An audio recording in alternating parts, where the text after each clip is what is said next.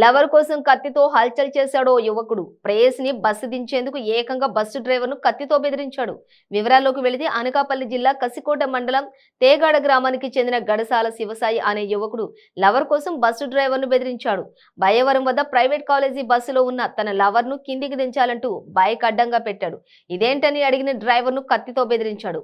Bus driver Kasikota పోలీసులకు ఫిర్యాదు చేయగా శివసాయిని అరెస్ట్ చేసి రిమాండ్కు తరలించారు పోలీసులు.